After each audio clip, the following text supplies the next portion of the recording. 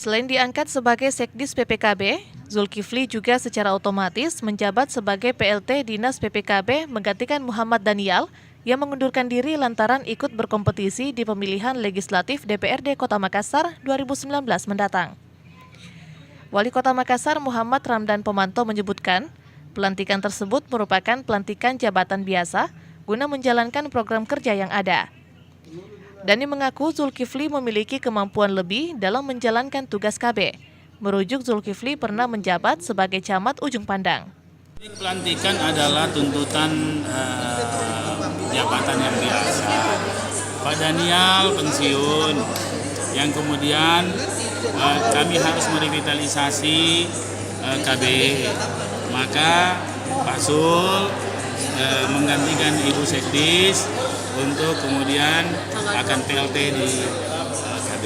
Kira-kira begitu. Di bawah kepemimpinan Danial, beberapa inovasi dilahirkan untuk mensosialisasikan program, seperti mengadakan lorong KB di beberapa titik. Musdalifah Lestari Rauf, Fajar TV dan Fajar Radio melaporkan.